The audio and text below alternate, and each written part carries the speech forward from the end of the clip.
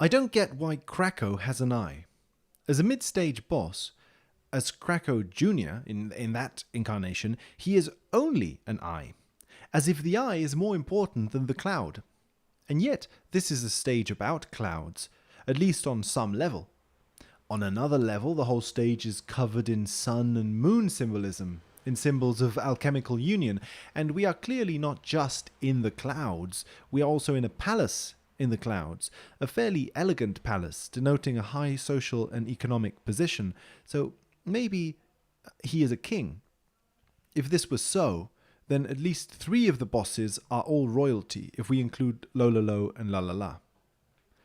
Krakow, furthermore, has 12 spikes coming out of his cloud, like the 12 hours of a clock, 12 months of a year, etc. Something tells me he is related to this Wheel of Time archetype, but I'm still unsure how. I'm curious about the role of the eye. Is he a superego, a watchful gaze hovering over Kirby's psyche? Why does Kirby feel watched? Perhaps time itself is a god here, Cronus, and thus, in a sense, death, a time without eternity. A palace in the clouds is a strong resonator of heaven as a popular image, so we might assume that after beating the Wheel of Time that is Krakow, Kirby enters into a timeless, eternal area, Mount Meru, the mountain of the eternal now, where Dedede, as a sort of divine bird of spirit or air, awaits his encounter. We might refer to the game's story as told in the instruction manual. Several associations are made. Dedede steals food, but he also steals the stars. The stars are the means for acquiring food. So food and the stars are linked for the people of Dreamland, or the land of the unconscious, as we could read it, right? Dreamland. A star is something high up in the sky, also a representative of heaven, perhaps, or even of Dreamland itself.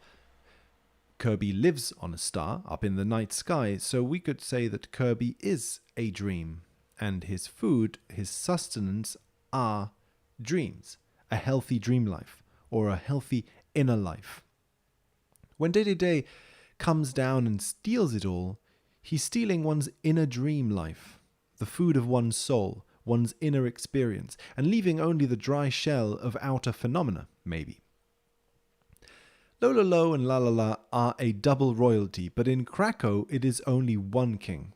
The sun and moon symbolism throughout the stage might point towards Krakow being the unified state of Lololo and La, with Dedede being a slightly more distilled Krakow, a final form. In that sense, Wispy Woods can be read as a Pinocchio which slowly turns into a real human being, in this case, a penguin. Perhaps penguin is the most anthropomorphic kind of state that this transition reaches, or perhaps again penguin is simply penguin as bird of spirit, therefore like a high state of matter which becomes spirit. And out of all the bosses, Kabula's role in all this is still unknown, but we might point out that he's the only boss without a mid-level boss. Are mid-level bosses connected to the boss in some way? Well, Lololo is clearly related to Lololo and La, as is Krakow Jr. to Krakow. But then, is Poppy Sr. related to Wispy Woods? What is Poppy Sr.'s role in all this? He's like a fairy, an imp, who throws bombs. Wispy also throws round objects, apples. Kabula also throws bombs of a sort, cannonballs. Poppy sort of introduces another recurring theme in Kirby games, the clown, the jester, the fool even, which would place him comfortably as the first boss in the game. In Kirby's Fun Pack, Kirby salutes us from the cover dressed as a jester, and the final boss, a boss in the stars, is also a jester, as if Kirby is confronting his mirror reflection. Fitting, since the jester ability is precisely called mirror. In any case, Poppy seems to start this trend, as being a jester figure which stands as guardian to the game, a jester figure which Kirby is to become in later games. Kirby acquires abilities by dressing up, disguising himself as that enemy.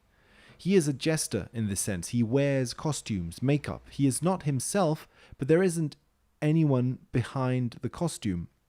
He is a mirror on which the enemies are reflected, right? So there is an inner life within him, a dream world, a dreamland, which is his very identity. He is this inner life, these inner roles that he absorbs. As a Pinocchio, then, he isn't a real person simply because he's made of wood. That is to say, he's wearing a disguise, not being authentic. The apples that grow from wispy woods are like Poppy's bombs in that they are the first sign of life in something apparently wooden and lifeless. Furthermore, in a game where a lack of food is the main issue, Wispy's apples represent the first glimmer of hope. Kirby now knows where to go. He has a lead. He can follow the breadcrumbs of intuition. One may imagine that Day stole the food ages ago, eons ago, and that the game we see begins precisely when the spark of life appears in this world, a bomb that explodes, a volcano that erupts.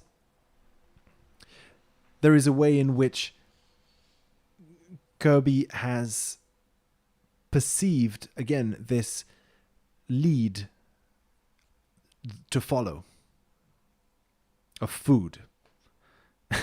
Anyway,